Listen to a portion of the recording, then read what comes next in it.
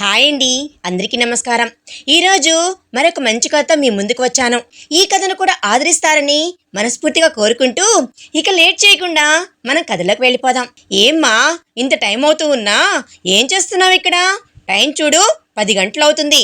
ఇంకా పడుకోకుండా ఏం చేస్తున్నావు అంటూ బయట పువ్వుల మొక్కల దగ్గరున్న తన కూతురు దగ్గరికి వచ్చారు సుందర్. కుండీలో ఉన్న గులాబీ మొక్కలను తన్మయత్వంతో చూస్తున్న సుష్మా ఆయన మాటలను వినిపించుకోలేదామె. అమ్మా సుష్మా అంటూ తన భుజం మీద చెయ్యి వేసి కుదిపాడు తండ్రి. ఒక్కసారిగా ఉలికిపడి ఏంటి డాడీ అని అంది సుష్మా. ఏంటమ్మా, ఇంకా మెలకుగానే ఉన్నావు? వెళ్ళి పడుకో, ఉదయాన్నే లేవాలి కదా అని అన్నాడు సుందర్. పడుకుంటాలే డాడీ, ముందు ఇది చూడండి, మొన్న నేను కొన్న గులాబీ మొగ్గ తొడిగింది కూడా, చూడండి ఎంత ముద్దుగా ఉందో అని, అలాగే చూస్తూ ఉండాలి అనిపిస్తుంది అని అంది ఆమె. ఇది రేపు పువ్వు అని అన్నాడు తండ్రి. అయితే ఇంకెంత అందంగా ఉంటుందో కదా డాడీ అని అంటుంది ఆమె. రేపు నువ్వు లేచేసరికి అది పువ్వు అవుతుంది. నువ్వు దాన్ని అలా చూస్తూ కూర్చుంటే రేపు కాలేజీకి వెళ్ళినట్టే. పదా లోపలికి వెళ్దాం రా అంటూ లోపలికి సుష్మాని తీసుకుని వెళ్ళాడు సుందర్. నిద్రపోతున్న కూతుర్ని అలాగే చూస్తూ కూర్చున్నారు. ఆయనకి కూతురంటే ప్రాణం. సుష్మా చిన్నప్పుడే తల్లి కూడా చనిపోయింది. తల్లి లేని లోటు లేకుండా తండ్రి పెంచాడు. భార్య చనిపోయినప్పుడు బంధువులందరూ మరో పెళ్లి చేసుకోమన్నా అతను విననేలేదు. వచ్చే అమ్మాయి తన కూతుర్ని సరిగ్గా చూసుకుంటుందో లేదో అని పెళ్లి గురించి ప్రస్తావన దరిదాపుల్లో కూడా రానిచ్చేవాడే కాదు. కూతురు పైన ప్రాణాలు పెట్టుకొని మరీ బతుకుతున్నారు సుందర్. తండ్రి అంటే సుష్మాకు కూడా ప్రాణమే. ఇద్దరు తండ్రి కూతుర్లు కాకుండా స్నేహితుల్లా ఉంటారు. లేడికి లేచిందే పరుగు అన్నట్లు నిద్ర లేస్తూనే గులాబీ మొక్క దగ్గరకు పరిగెత్తు వచ్చింది సుష్మా. ఎర్రగా అందంగా ఉన్న గులాబీ పువ్వును చూసి సంబరపడిపోయింది సుష్మా. డాడీ అని పిలిచిందామె. ఏంట్రా అంటూ వంటగదిలో నుంచి వచ్చారు సుందర్. ఈ పువ్వు చూడండి ఎంత అందంగా ఉందో, ఎంత ముద్దొస్తుందో అంటూ ముద్దాడిందామె. తండ్రి కూతురి కళ్ళల్లో ఉన్న ఆనందాన్ని చూసి మురిసిపోయారు సుందర్. సుష్మా, టిఫిన్ చల్లారిపోతుందమ్మా, త్వరగా రా తల్లి, నాకు కూడా ఆఫీస్కి లేట్ అవుతుంది అని అన్నారు సుందర్. నేను రెడీ డాడీ అంటూ టిఫిన్ చేసింది ఆమె. డాడీ, ఈరోజు టిఫిన్ సూపర్గా ఉంది అని అంది సుష్మా. ఏంటి ఈరోజు అంతలా పొగుడుతున్నావు? పాకెట్ మనీ కావాలా ఏంటి అని అన్నారు సుందర్. మీరు నిజంగానే జీనియస్ డాడీ అని అంది సుష్మా. సుష్మాని కాలేజీలో డ్రాప్ చేసి ఆయన ఆఫీస్కి వెళ్ళిపోయారు. వాళ్ళు సాయంత్రం ఇంటికి వచ్చేసరికి పక్కింట్లోకి ఎవరో కొత్తగా వచ్చినట్లున్నారు. సామాన్లు సర్దుతూ ఉన్నారు. లోపలికి వెళ్ళి ఫ్రెష్ అయి వచ్చిన సుష్మా వాళ్ళింటికి పక్కింటికి మధ్య గోడ దగ్గరికి వెళ్ళి కొత్తగా వచ్చింది ఎవరా అని చూసింది. ఒక పెద్దావిడ 3 ఏళ్ల బాబుని ఎత్తుకొని కుర్చీలో కూర్చొని ఉంది. బాబు చాలా ముద్దుగా ఉన్నాడు. సుష్మాకి చిన్నపిల్లలంటే చాలా ఇష్టం. ఎలాగైనా ఆవిడ్ని పరిచయం చేసుకొని బాబుని ఎత్తుకోవాలి అనుకుంది తడుగా. ఆంటీ, మీరు ఈ ఇంట్లో కొత్తగా వచ్చారా? మీ బాబు చాలా బాగున్నాడు, ఒకసారి ఇస్తారా? కాసేపు ఎత్తుకొనిస్తాను అని అంది సుష్మా. దానిదేముందమ్మా, ఎత్తుకో అంటూ గోడ దగ్గరికి వచ్చి బాబుని అందించింది ఆవిడ. సుష్మా బాబుని ఎత్తుకొని ముద్దు చేసింది. తన బ్యాగ్లో నుంచి చాక్లెట్లు తీసి బాబుకు కూడా ఇచ్చింది. బాబు చాలా సంతోషంగా చాక్లెట్ తింటున్నాడా ఆంటీ? బాబు పేరేంటి అని అంది సుష్మా. బాబు పేరు సన్నీ అని, తన పేరు సునీత అని. అదిగో ఆ గ్రీన్ కలర్ షర్ట్ వేసుకున్నాడే, అతడే మా అబ్బాయి ఉదయ్ అని. తనకు ఇక్కడ ట్రాన్స్ఫర్ అయితే ఇక్కడికి వచ్చాము అని చెప్పింది సునీత. మరి సన్నీ వాళ్ళ మమ్మీ ఏది అని అడిగింది ఆమె. తను లేదమ్మా, సన్నీ పుట్టినప్పుడు డెలివరీ కష్టమే చనిపోయింది అని అంది సునీత కళ్ళు తుడుచుకుంటూ. సారీ ఆంటీ, మిమ్మల్ని బాధ పెట్టాను నేను. మా అమ్మ కూడా నేను చిన్నప్పుడే చనిపోయింది అని అంది సుష్మా. నీ మాటలతో ఆవిడ విసిగిస్తున్నావా అంటూ టీ కప్పుతో అక్కడికి వచ్చారు సుందర్. ఏంటంటీ, నేను మిమ్మల్ని విసిగిస్తున్నానా? డాడీ చూడండి ఏమంటున్నారో అని అంది సుష్మా సునీతతో. లేదు అన్నయ్య గారు, మీ అమ్మాయి నన్నేమి విసిగించడం లేదు. చాలా కలుపుగోలు పిల్ల, మాతో ఇట్లే కలిసిపోయింది. మా మనవడు కూడా తనతో బాగా ఆడుకుంటున్నాడు అని అంది సునీత. మాటల్లో పడి టీ చల్లారిపోతుంది, తీసుకోండి అంటూ సునీతకి టీ కప్పు అందించాడతను. మీకెందుకన్నయ్య గారు ఈ శ్రమ అని అంది సునీత. ఇందులో శ్రమ ఏముంది, మాకు ఎలాగో పెడతాను కదా, మాతో పాటు మీకు కూడా పెట్టాను అని అన్నారు సుందర్. మీ అబ్బాయికి కూడా ఇవ్వండి అని అన్నాడు అతను మరో కప్పు సునీత చేతికిస్తూ. అటు తిరిగి పని వాళ్లతో మాట్లాడుతున్న ఉదయ్ని పిలిచిందామె. ఏంటి అన్నట్లు వెనక్కి తిరిగి చూశాడు ఉదయ్. ఇలా రా అన్నట్లు ఆమె సైగ చేసింది. అక్కడికి వచ్చిన ఉదయ్ను వాళ్లకు పరిచయం చేసింది. ఇతను హీరోలా ఉన్నాడు, తనకి ఒక బాబు ఉన్నాడు అంటే ఎవరు నమ్మరు అని అనుకుంది సుష్మ. సుష్మ ఉదయ్ని చూసి, ఆంటీ, బాబుని నేను ఆడిస్తా, మీకు పనయ్యాక తీసుకుని వెళ్ళండి అంటూ బాబుని తనతో పాటు తీసుకుని వెళ్ళింది. సుష్మ సన్నీతో పాటు చిన్న పిల్లల ఆడుకుంటున్న సుష్మాను చూసి మురిసిపోయాడు సుందర్. ఆ రోజు నుండి కాలేజీ నుండి వచ్చిన వెంటనే సన్నీతో ఆడుకోవడం సుష్మా పని. సన్నీ కూడా సుష్మ బాగా అలవాటు పడిపోయింది. ఆదివారం అయితే చాలు సన్నీతో సునీత వాళ్ళ ఇంట్లోనే ఆడుకుంటూ ఉంటుంది. సన్నీతో సమానంగా అల్లరి చేస్తున్న సుష్మాను చూసి ఉదయ్, సునీత నవ్వుకునేవారు. ఇంతలో సుష్మాకు డిగ్రీ పూర్తయింది. సుందర్ సుష్మాకు పెళ్లి సంబంధాలు చూడటం మొదలు పెట్టారు. సుష్మాకు మాత్రం ఇంకా చదువుకోవాలి అని ఉంది. ఎప్పుడు లేనిది సుష్మా ఏడుస్తూ సునీత దగ్గరికి వస్తుంది. ఏమైంది సుష్మా, ఎందుకు ఏడుస్తున్నావు అని అంది సునీత ఆమెను సముదాయిస్తూ.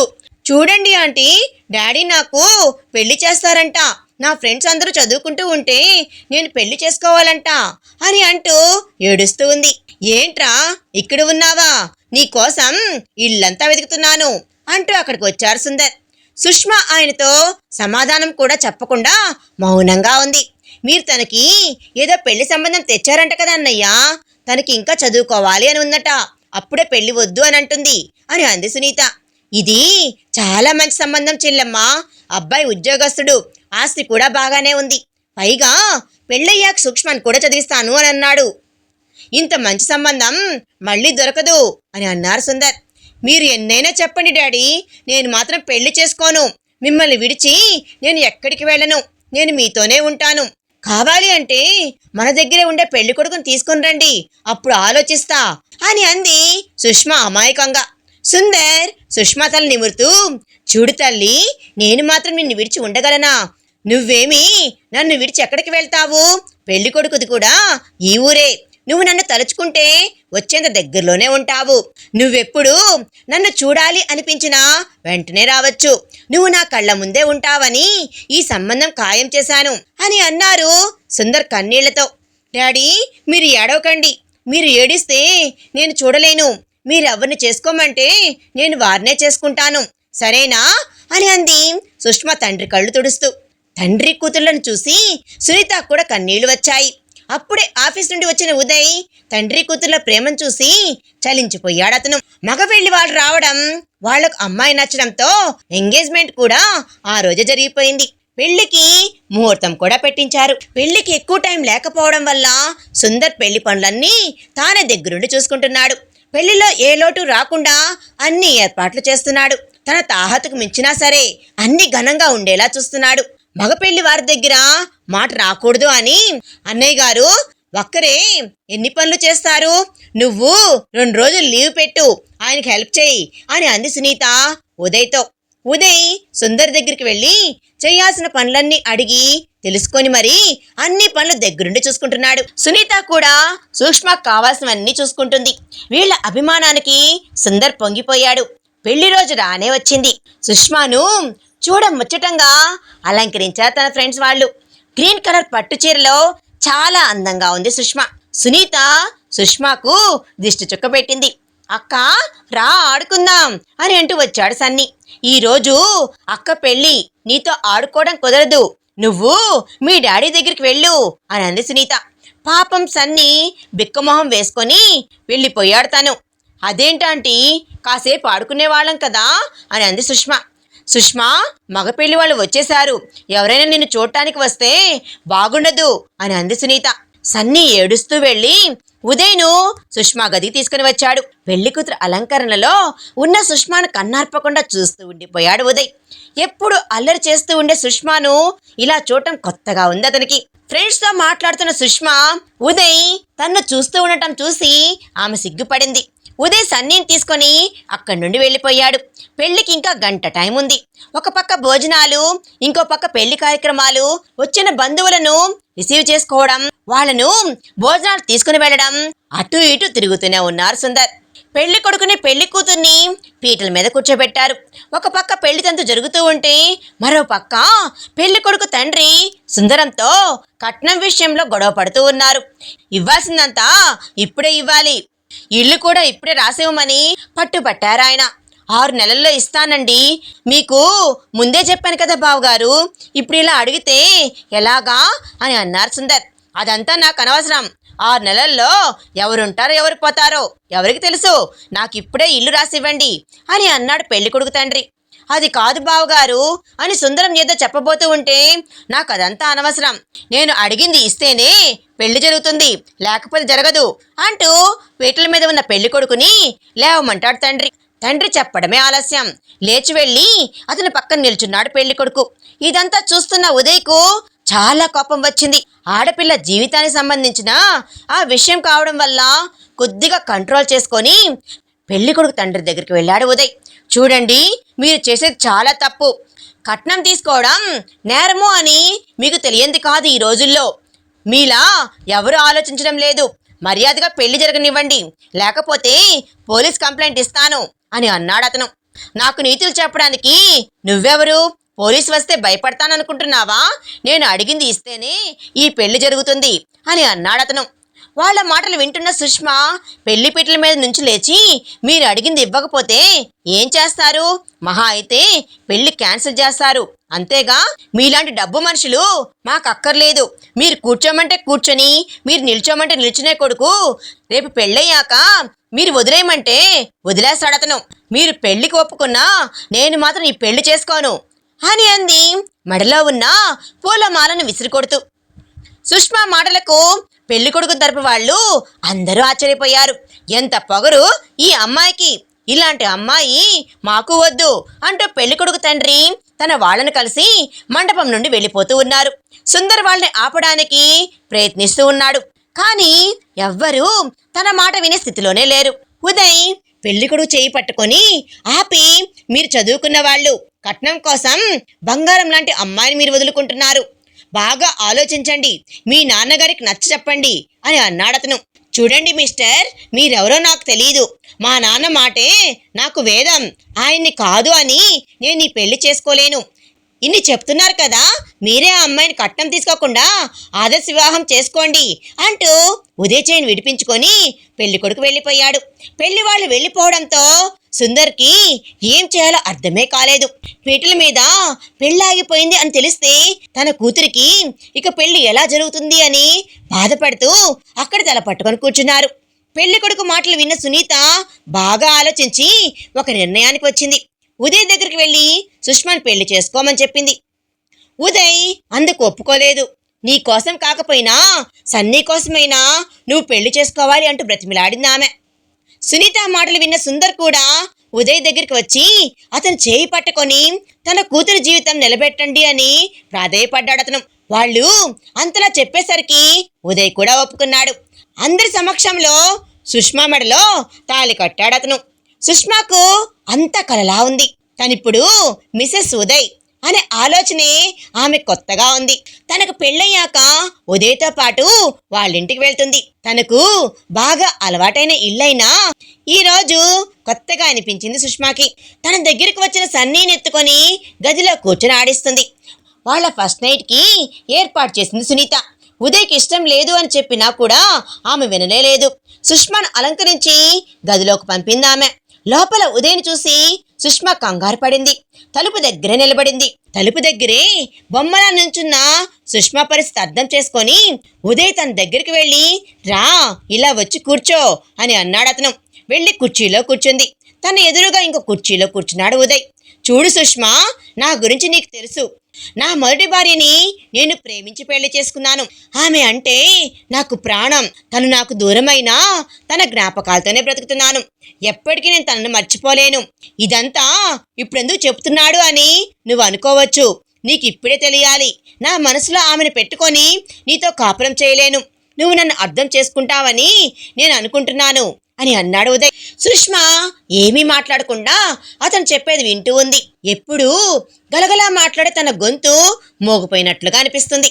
అతనికి ఏం చెప్పాలో తెలియక నాకు నిద్ర వస్తుంది అంటూ మెల్లగా వెళ్ళి సోఫాలో పడుకుంది. ఉదయ్ కూడా వెళ్ళి పడుకుంటాడు. వీళ్ళు దూరంగా ఉంటున్న సంగతి సునీత కనిపెట్టేసింది. వాళ్ళు ఎప్పటికైనా కలిసి ఉండే రోజు రావాలి అని కోరుకుంది. సుష్మాను కన్న కూతురులా చూసుకుంటుంది. అక్క అని పిలుస్తున్న సన్నీని అమ్మా అని పిలవమంది. సన్నీ అమ్మా అమ్మా అంటూ సుష్మా వెంట తిరుగుతూ ఉన్నాడు. ఇది వరకు కంటే బాగా దగ్గరయ్యాడు సుష్మాకు. ఒక్క నిమిషం కూడా వదలడమే లేదు.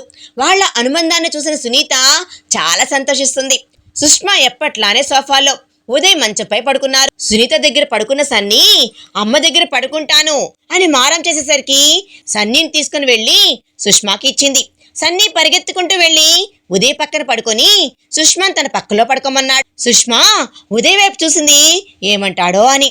చేసేదేమి లేక పడుకో అని అన్నట్టు చూశాడు ఉదయ్. అమ్మయ్యా అనుకొని వెళ్ళి సన్నీ పక్కన పడుకుంది. ఉదయ్ ఆఫీస్కి వెళ్ళాక సుష్మా నీతో మాట్లాడాలి, ఇలా వచ్చి కూర్చో అని అంది సునీత. ఏంటి ఆంటీ అంటూ వెళ్ళి తన పక్కన కూర్చుంది. నీకు ఎన్నిసార్లు చెప్పాలే అత్తయ్య అని పిలవమని, మళ్ళీ ఆంటీ అని అన్నావంటే కొడతాను చెప్తున్నాను అని అంది సునీత చిరుకోపంతో. సరే అత్తయ్య చెప్పండి అని అంది సుష్మా. అసలు నేనేది నీకు చెప్పకూడదు, కానీ నువ్వు నా కూతురువి అని చెప్తున్నాను.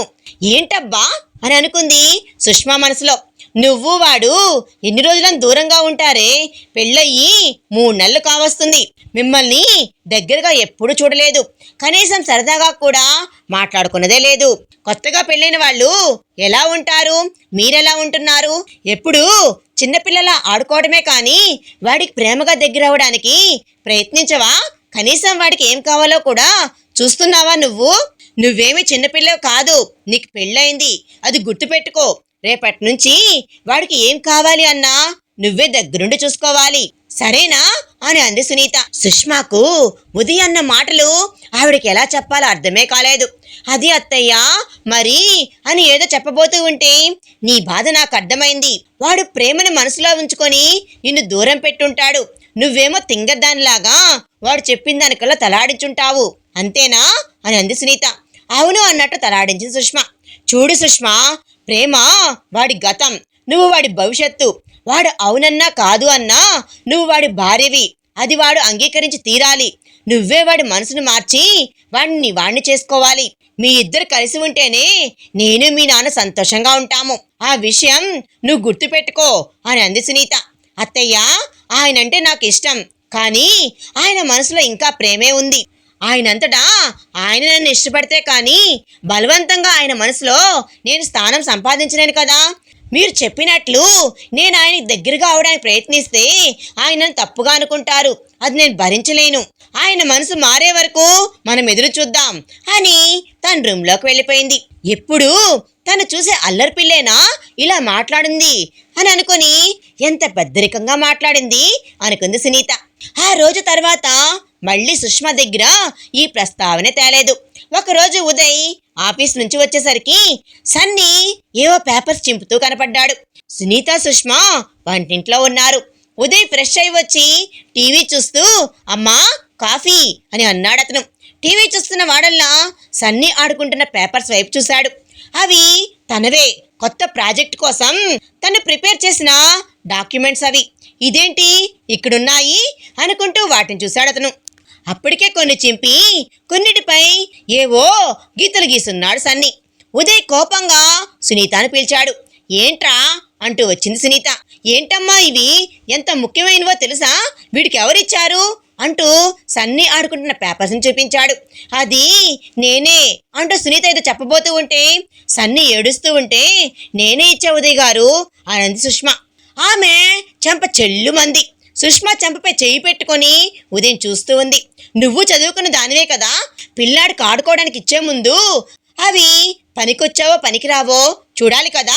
అసలు నిన్ను కాదు, నీలాంటి తెలివి తక్కువ దాన్ని నాకు కట్టపెట్టినందుకు మా అమ్మననాలి అంటూ వెళ్ళబోయేవాడల్లా ఆగి సుష్మాను చూస్తూ, నువ్వేం చేస్తావో నాకు తెలీదు, రేపొద్దున కల్లా నాకు అవి టైప్ చేసి ప్రింట్ తీసి ఇవ్వు, లేకపోతే నేనేం చేస్తానో నాకే తెలీదు అని బయటికి వెళ్ళిపోయాడు అతను. సుష్మా ఉదయ్ వెళ్లే వైపే చూస్తూ నిలబడిపోయింది. అతనంత కోపంగా ఉండటం ఎప్పుడు చూడలేదేమో. పాపం భయపడిపోయింది. ఏంటే నువ్వు చేసిన పని? ఆ కాగితాలు నేను కదా ఇచ్చింది, అవి నువ్వు ఇచ్చానని చెప్పి అనవసరంగా వాడితో కొట్టించుకున్నావు, చూడు ఎంత ఎర్రగా కందిపోయిందో అంటూ ఫ్రిడ్జ్లో నుండి వెన్న తీసుకుని వచ్చి సుష్మా బొగ్గపై రాసింది సునీత. సుష్మా ఆ పేపర్లన్నీ ఏరి ఆర్డర్లో పెట్టుకుంది. అత్తయ్య, మీరు సన్నీని తీసుకుని వెళ్ళి పడుకోండి అని ఉదయ్ వర్క్ చేసుకునే సిస్టంలో అవన్నీ టైప్ చేయడం మొదలుపెట్టింది ఆమె. రాత్రంతా చేస్తూనే ఉంది. మళ్ళీ తప్పులు వస్తే ఎక్కడ తిడతాడో అని జాగ్రత్తగా టైప్ చేసేసరికి తెల్లారి కట్ట 4 అయింది. వర్క్ అయ్యాక అక్కడే నిద్రపోయింది.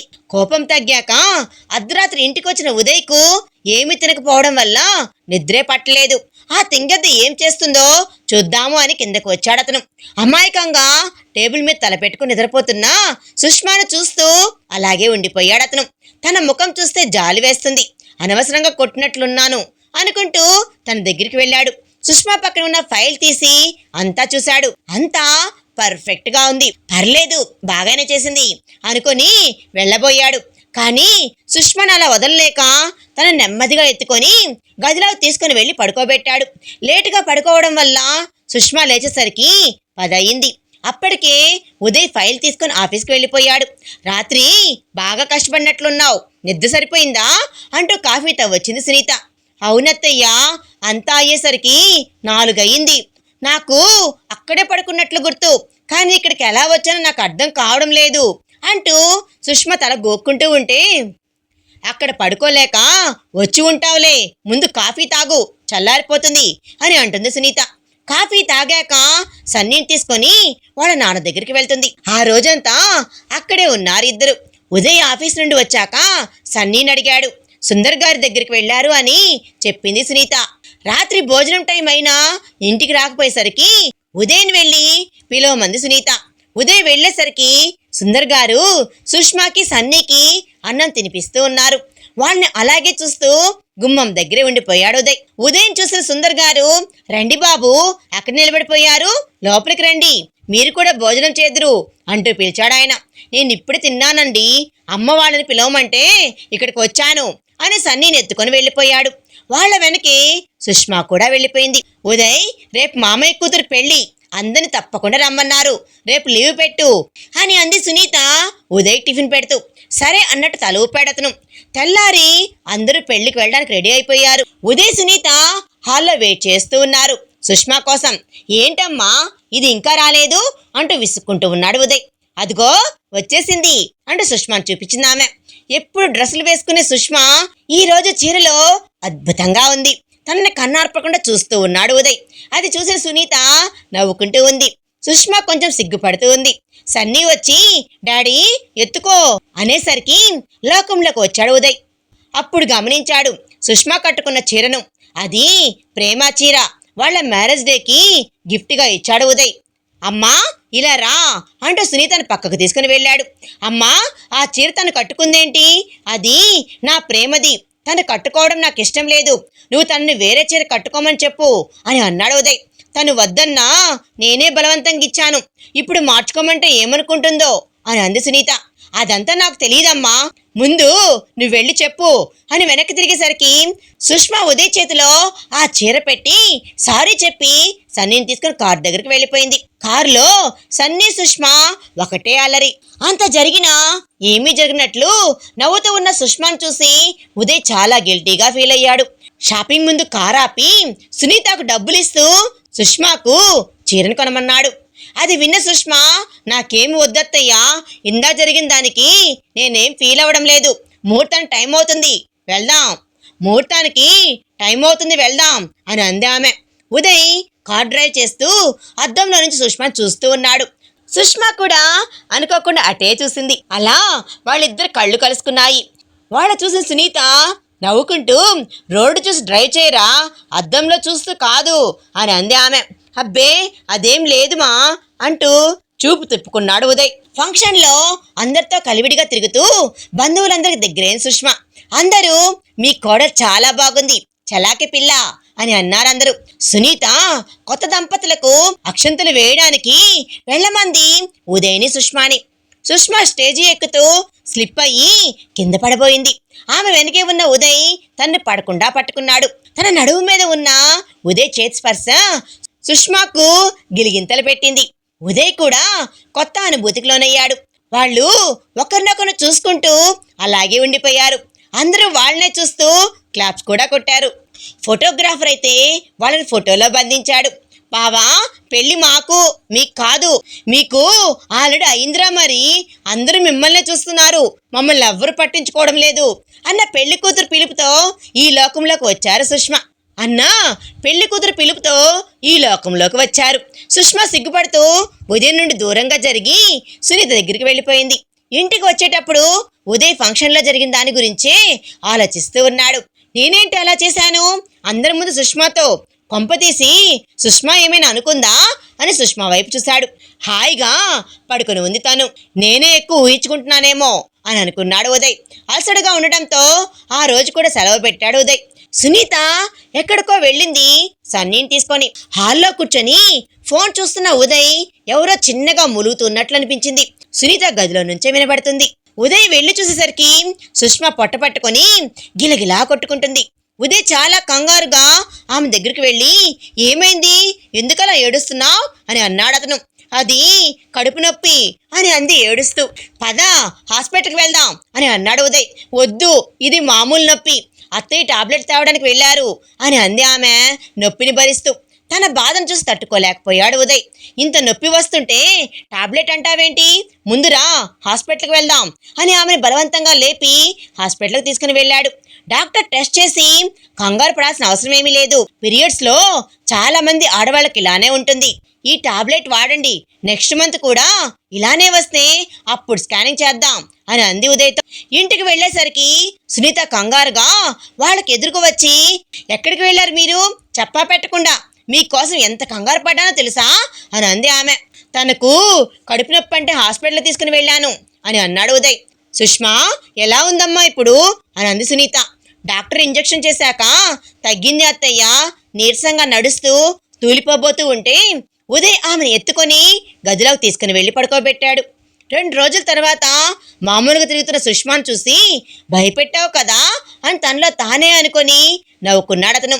సునీత ఉదయ్తో సన్నీని స్కూల్లో జాయిన్ చేయించమని చెప్పింది.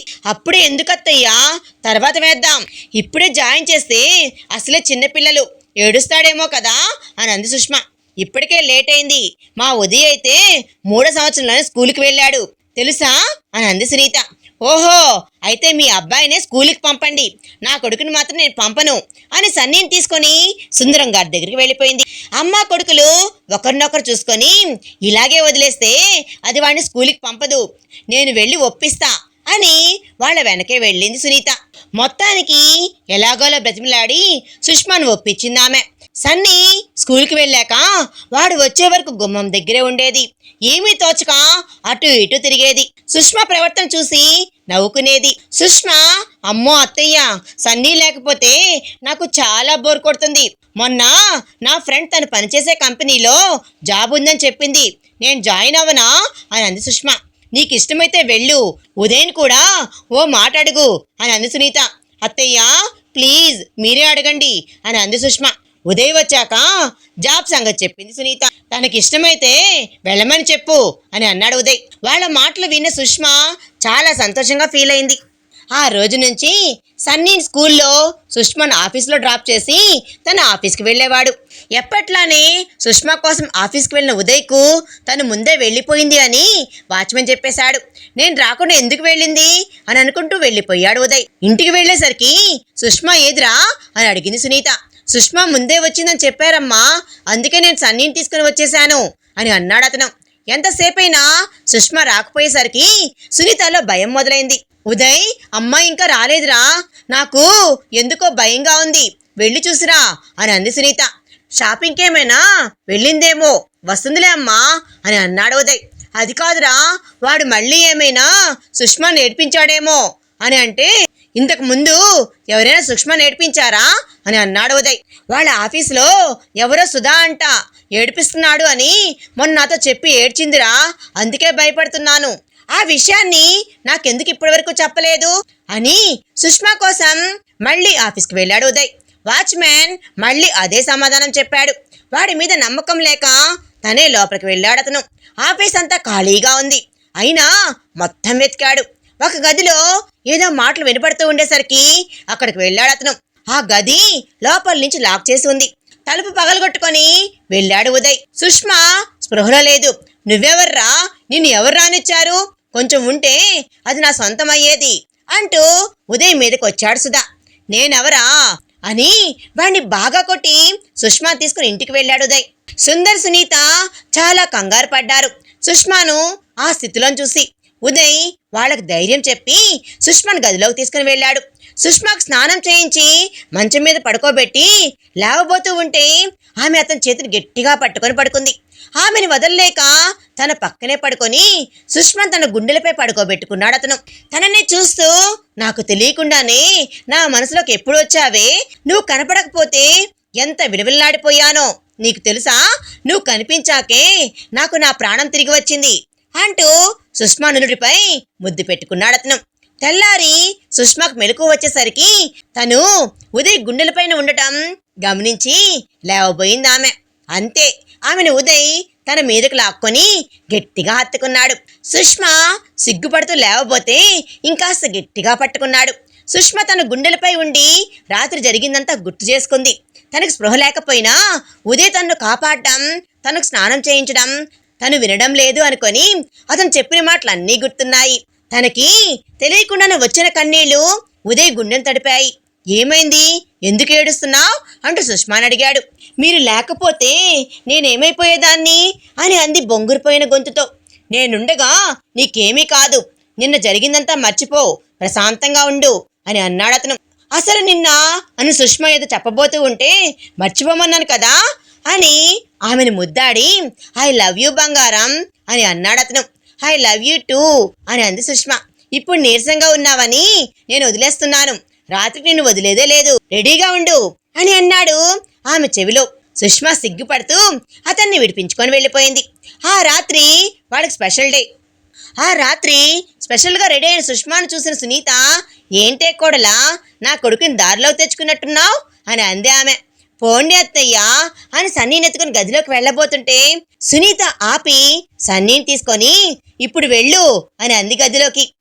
సుష్మా కోసం ఎదురు చూస్తున్న ఉదయ్ ఆమె లోపలికి రాగానే ఏంటి లేటు అని అంటూ ఆమెను ఎత్తుకొని మంచం మీద ఉంచి దగ్గరికి రాబోతూ ఉంటే నాకు భయంగా ఉంది అని అంది ఆమె.